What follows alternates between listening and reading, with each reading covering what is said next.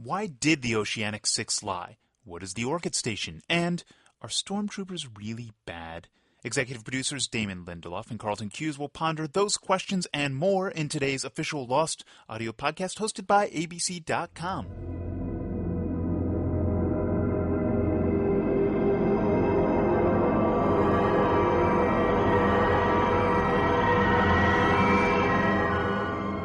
Hello, everyone, and welcome to the final audio podcast for Season 4 of Lost. No tears, it's sad, I know. But the guys will return, and so will Lost. And there's always ABC.com to tide you over until the DVDs come out. And then there's Comic-Con this summer, which hopefully we'll have a special podcast coming to you all from. Anyway, there's plenty of Lost to hold you over. Now, on to more pressing matters. The guys are here to rehash Part 1 of There's No Place Like Home.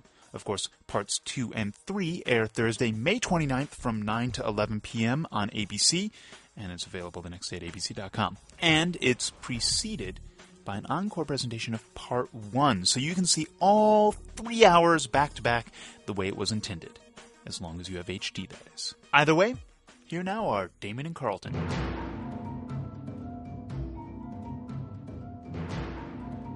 Bonjour, Damon. Hello, Carlton. How are you today? A little tired, a little sleepy. Yeah, we're still working here, believe it or not. Even though the episode that you saw last night has aired was part 1 of the finale, that would probably make you assume that part 2 of the finale was finished. But in fact, we're still working on it. No, it's not even close to. Well, it's close to finished. But there's still many miles to go before we sleep. But we think you guys are going to like the finale. We're going to finish editing it this weekend, and it's coming out pretty well. We'll see. I would say. Let's not get ahead of ourselves. Okay. All right. I'll knock on this wood here. Should we? Let's talk a I'm little sorry, bit about. I didn't mean to touch your leg like that. Yeah, it's okay. I like that my leg sounds like this. No. You can tell people you have a wood leg. I think we've been doing this podcast for long enough for people to know that. I mean, especially since I've had to sit here with you wearing no pants and having a wood leg. I don't want to talk about my leg. Okay. Well, listen, we had an agreement when this podcast first started that was the only thing that was off limits, and now just because you're a little punchy, you're bringing that into the lexicon. Sorry. I don't want to talk about it. Okay. All right. We won't. Well, then let's talk about why did Jack and the rest of the Oceanic Six decide to lie. We're rehashing episode 412. Well, that's obviously sort of the big question going into the finale, isn't it? Why are the Oceanic Six lying? They've obviously got this story where we've now seen them actually come back to the world. It's fascinating because when we wrote that press conference scene, and this will be fairly exciting for the audience, which is before the finale, ABC is going to re-air Episode 12, Part 1 again, before the 2-hour finale, and you will see an expanded version of the press conference. With new questions. With new questions. Because in writing that scene, we were like, oh my god, this is like, there's so many questions that you want to ask these people about. Like, for example, we've gotten some fan questions of why did the Oceanic Six say that there were 8 survivors from the plane, right, and who were those other survivors, and their story in a little more detail. But in the show, there was so much we were doing in this episode in Part 1 that we had to shelve it. But the audience will, in fact, get to see a few more questions. I hate to fall victim to overselling it. It will be engaging. Right. And it actually is a very good ramp-up because, the 2-hour finale picks up with everybody on various parts of the island, on the freighter, all over the place, in the various sort of disparate circumstances. So it is actually... It was kind of designed to be really a 3-hour viewing experience. Yes, exactly. In fact, we went to go pitch the finale to the network and studio. At the end of Part 1, we basically said, and the great thing is the Oceanic Six, by the end of Part 2 of the finale, they're all going to be together and off the island. But think about where they all are. And we had Noreen, who is my assistant, and Sam Thomas, who's a co-producer on the show and does a lot of our ancillary media, and a couple of the other assistants, including HW, basically working on this arts and crafts project as Carlton and I were actually writing the finale in the midst of the pitch. Very late one night.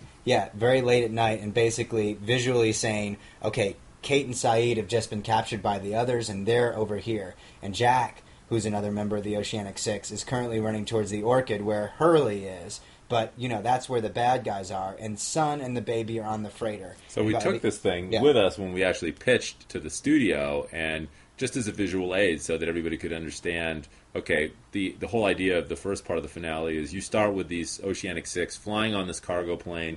They land, they're united, and at the end of the episode you see they're all in desperate straits and in disparate locations.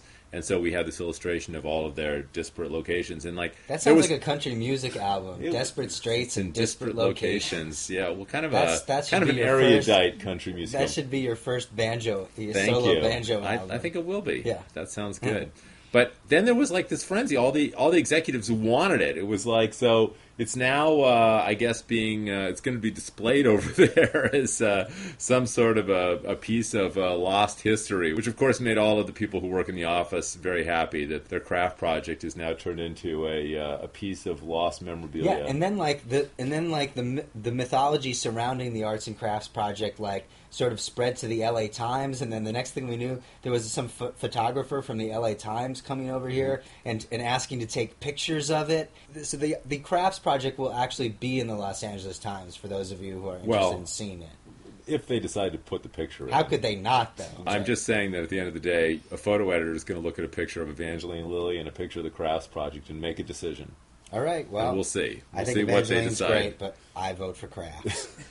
There was buried in there a reference to H.W., whose real name is Jim, but we call him H.W. like from the movie There Will Be Blood. And so my name is Daniel Plainview, and this is my son and partner, H.W. Plainview. And he's just this sort of quiet, menacing, reckoning force. Which is pretty much the same as our H.W. As our H.W. Whose name is Jim, but we call him H.W. And he gets our lunch and does various and sundry things, delivers scripts. He's the PA, which is, it's a good job. Just a little bit of pre-hashing here, Carlton, just so I have this all straight before we go into questions. All right. So we've got a bomb. It would appear a very large bomb has been discovered on the freighter. Pretty much the biggest bomb I've ever seen, personally. We don't know who is responsible for putting it there or what's going to make it go off. No, but hopefully the finale will be dealing with this issue. Yes, it will. It will tell us who put it there and what its purpose is. Okay, so we've got that. And then we've got the Orchid. This place that Ben is supposedly bringing Locke to move the island. Right. Do I have that straight? I always love seeing new Dharma stations. That's always a very cool part of the show for me. So I'm curious to see what the Orchid looks like. I'm curious too. We see tantalizing bits of the Orchid station for those who have actually looked at the film that we showed last year, Comic-Con. We screened a bit of some outtakes from what was the orientation film for the Orchid station. Would it be possible that we might be seeing more of that orientation film, Damon? If we saw the bloopers for the orientation film at Comic-Con, I would hope that we actually get to see the real deal in the finale. I'd feel pretty ripped off if we didn't. Oh, okay. That was literally the longest setup for a Lost gag ever, though. That last July, we knew that the finale was going to center in the Orchid, and that we basically did that. That was very cool. Yeah, that was fun. All right. Well, it feels like everything is in place for an exciting 2-hour finale. Are we going to be getting more flash forwards, flashbacks? Sort of. What can I expect here? I think that the first part of the finale set the tone. We started seeing flash forwards of various members of the Oceanic Six, and I would anticipate that might continue. Oh, excellent! But I'm particularly interested in Sun, by the way. Who, seems to have grown a pair off the island. She is awesome. I know. She is really. It's a cool turn for her. It is. We have a lot of good questions today, so we're going to actually try to blast through more questions than usual. Break it out, Carlton. Okay. So, all right, here we go. This is from Bo Duke, and the heading is, Do Bad Guys Know They Are Bad? Damon and Carlton, being a Lost addict has had some positive benefits. 1, I read a lot more. 2, I never trust anyone. 3, I now try to evaluate situations from all sides. Anyway, here is my question. Do bad guys on Lost know they are bad guys? They say all is fair in love and war. Are the good guys the ones that resort to the least amount of tricks? Are the good guys the ones that harm the least amount of people? As writers, I would like to think that this is something that would interest you. Take Star Wars, for example. Do stormtroopers know that they are bad guys? Or do they see Luke and his band of rebels as lawbreakers that are trying to ruin their true society? My point is, maybe the Keamy Widmore team is not as bad as we think. We think they are bad because we see them as threatening the characters we relate to, but maybe it's Ben that is so bad that extreme measures are necessary to bring him down. First off, we're very flattered by the question. Let's talk a little bit about Stormtroopers for a second, because I feel like this is a prime... I've been looking for an excuse to talk about Stormtroopers, and now finally I have one. Just in the original Star Wars, Luke is sort of out gallivanting around in Tatooine when the droids sort of wander off, and this is when he meets Obi-Wan. But then he returns to the home where he was raised by his Aunt Beru and Uncle Owen, who are very, very calm, loving, peaceful farmers who just live in a little moisture farm on Tatooine, and they live in their little robes, and they have plastic cups, and they never hurt anybody. But when Luke returns, the farm has been completely... This is getting back to Lost at some point, isn't it? Yes.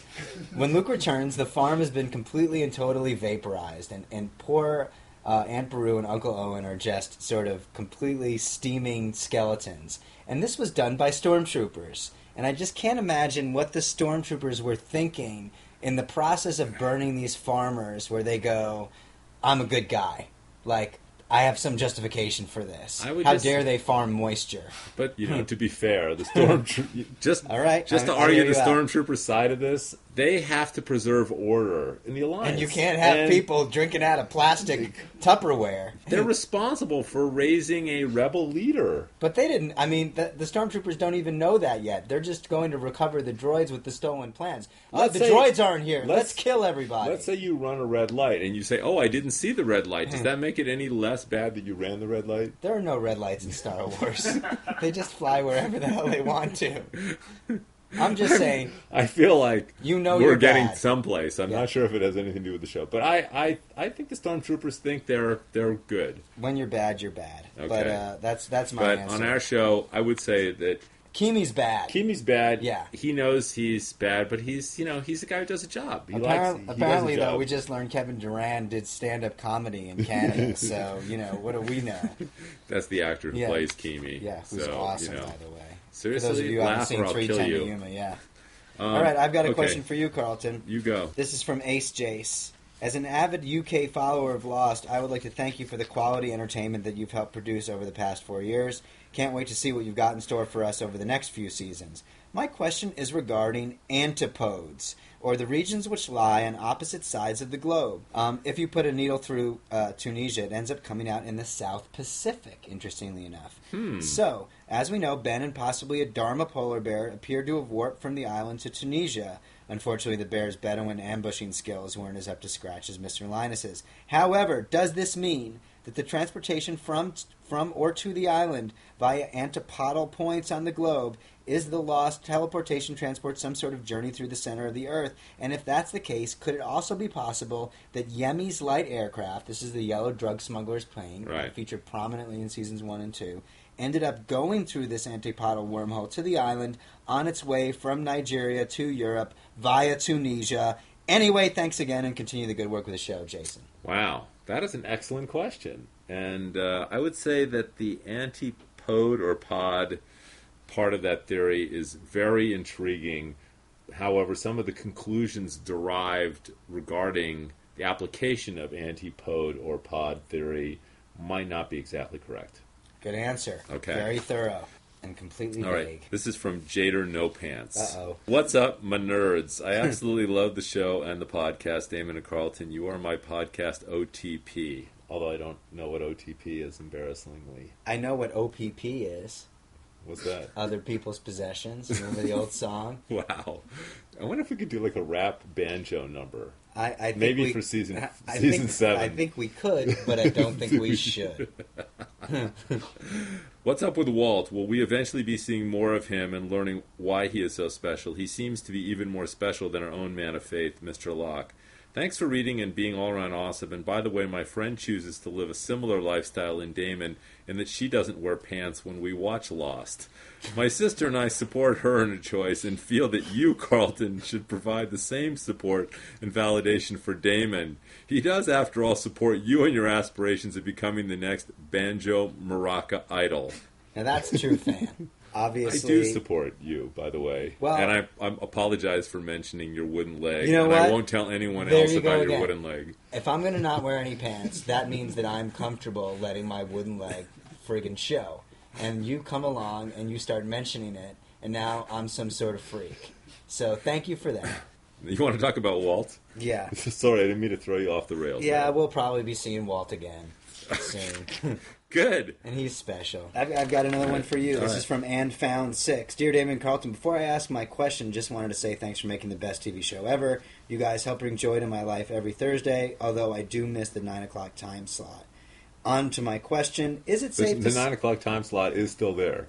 Yeah, for the finale, we'll have it back, too. Yes. Is it safe to say now that Abaddon is working for Dharma, or an umbrella form of Dharma, trying to find the island, and that his party is not affiliated, but actually against Widmore and Ben's parties? Thanks again for another great season of Lost. Abaddon works for somebody, whether he works for Ben, Widmore, or parties not yet articulated. Well, we can't really answer that part of it because it would give too much away. But yes, Abaddon he's not at the top of the food chain for whoever he works for. But it is, you're meant to ponder whether it's Ben or Widmore or whomever. Here we go, Damon. So this is from Mr. Grivas. Okay. Dear Damon and Carlton, I've noticed that you guys tend to write a lot of episodes, and usually those tend to be some of the more major episodes of the season. As writers and creators, do you have a short list of favorite episodes that you've written? Are there any episodes that, in the writer's room, tend to get more praise than others?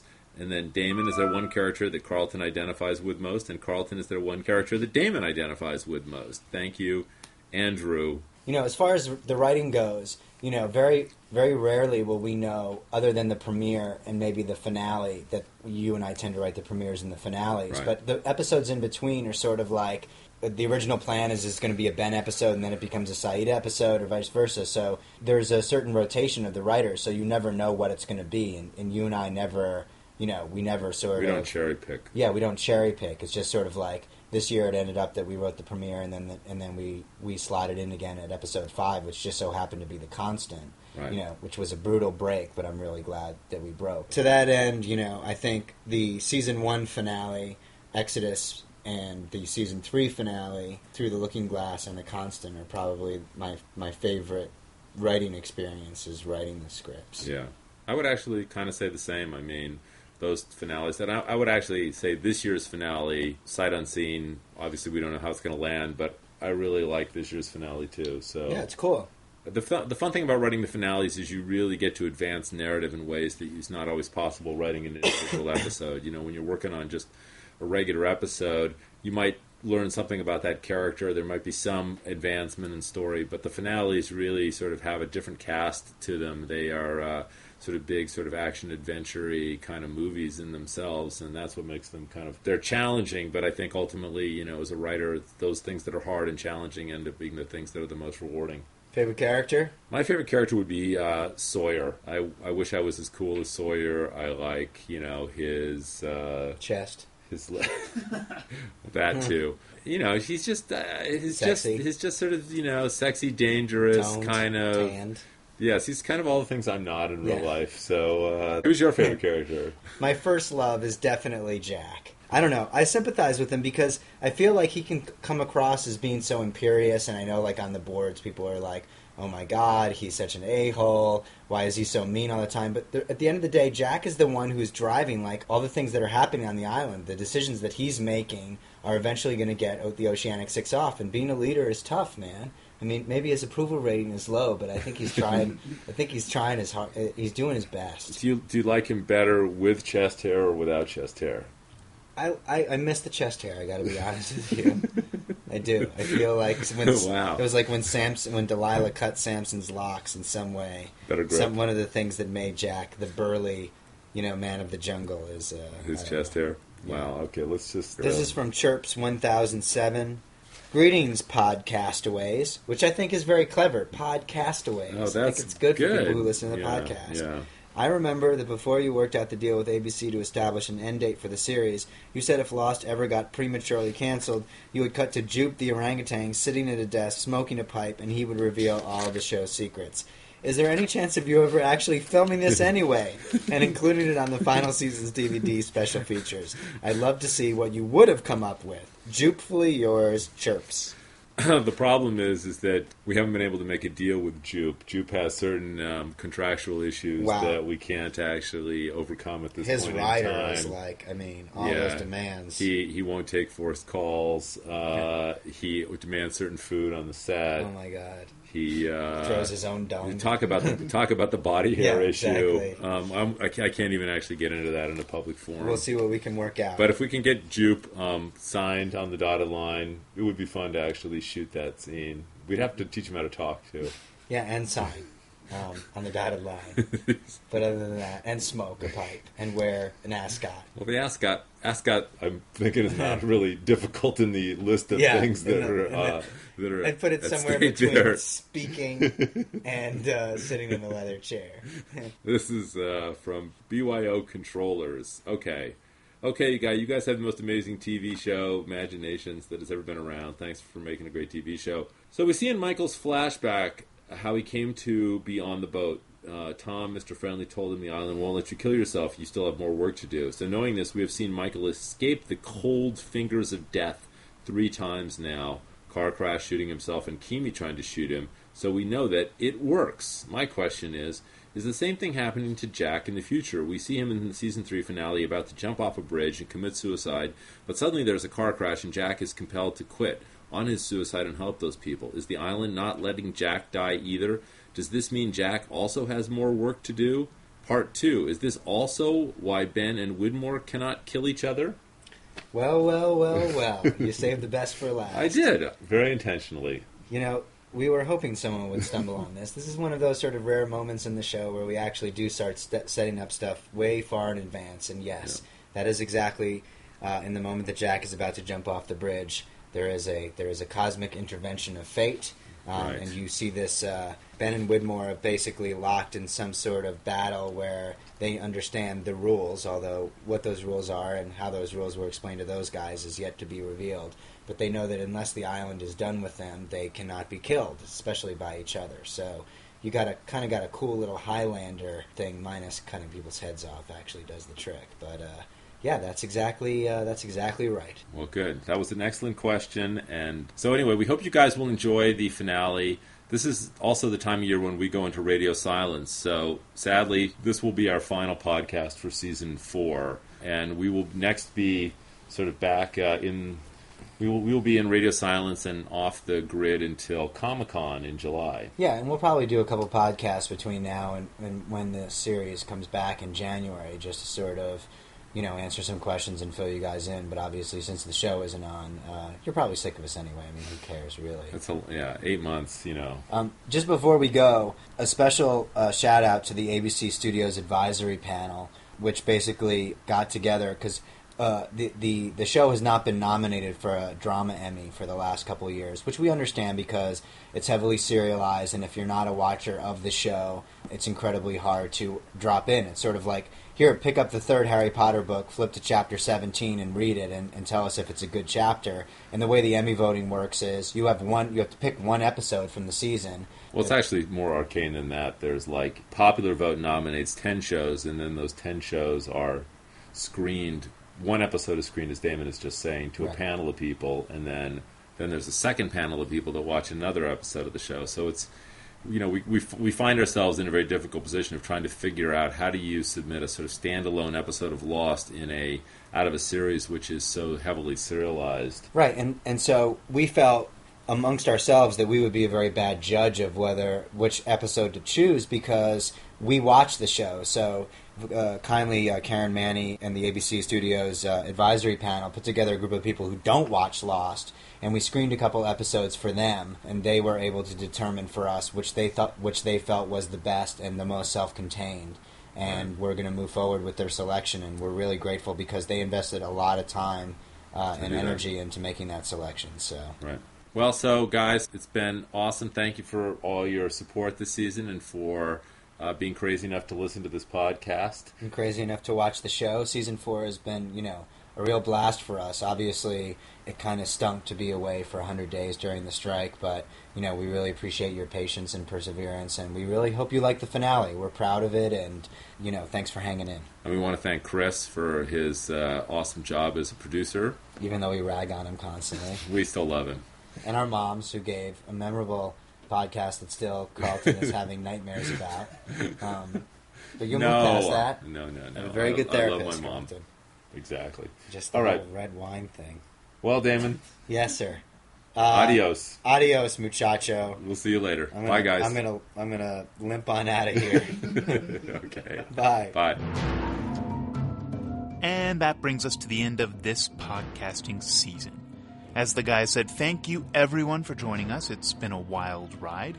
And don't forget, There's No Place Like Home Parts 2 and 3 air on Thursday, May 29th on ABC, and will be available the next day at abc.com.